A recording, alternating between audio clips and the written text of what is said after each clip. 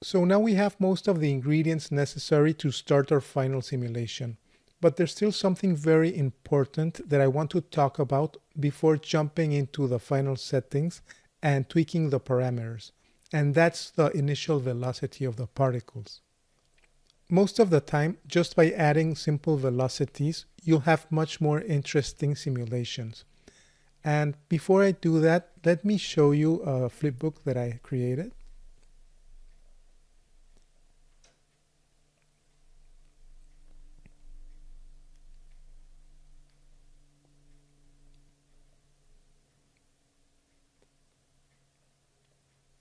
Of course, this is still very low resolution. Another obvious thing is that we need to change the bounds of the domain, so we don't want the particles to bounce. And I will also increase the domain so we see the particles completely leave the frame. So let's take care of that first. I'll jump back to my domain bounds cube. I will increase its size.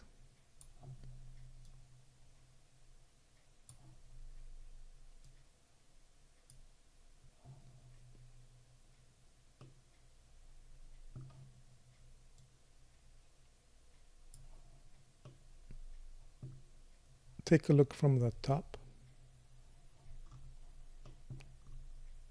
So I will template the source box.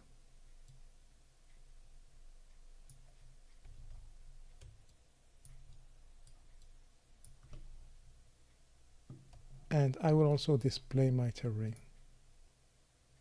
Perhaps change to smooth shaded view.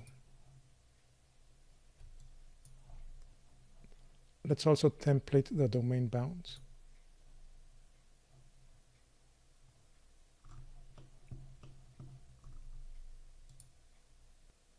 And I think we're good to go. So let me clean the scene real quick. I will add a backdrop. Name this one flip source.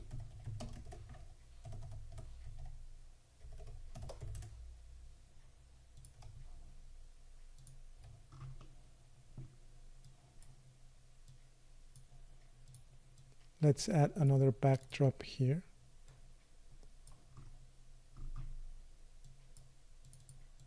Name this one collisions.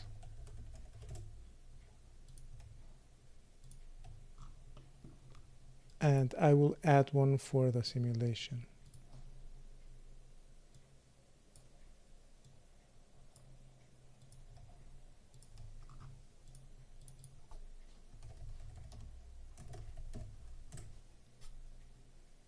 Okay, so I mentioned before that one of the outputs of the flip source is the particles.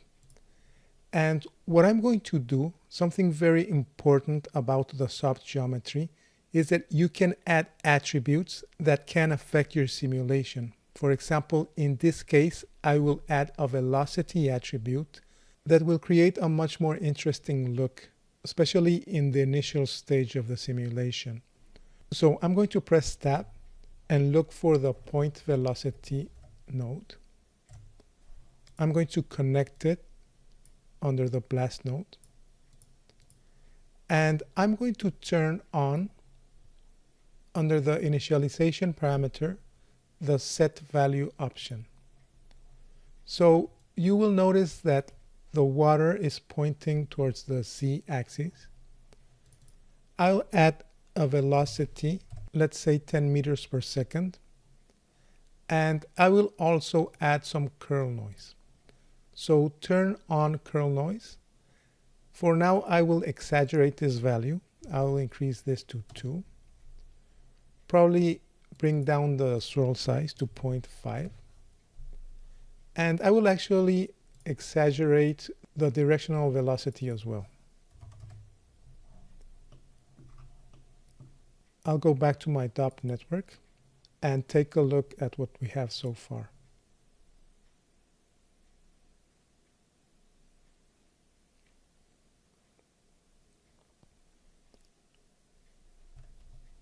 So notice how this initial velocity is pushing the particles forward, and it's also adding a bit of noise and randomness on the edges.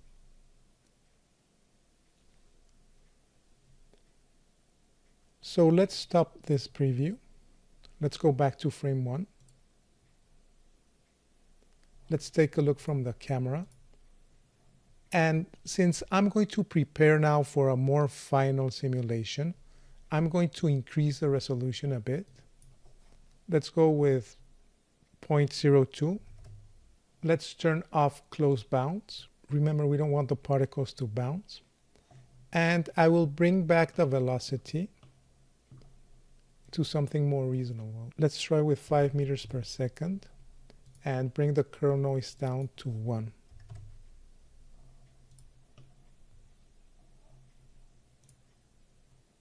So at this point, you will need to start creating iterations on your simulation and fine tweak these parameters. So most of the time, what I usually do is start with more or less a core simulation, run a few frames, probably create a few flipbooks. And as I get closer to the look I want, I will increase the simulation to be able to have an accurate representation of what the final simulation will be.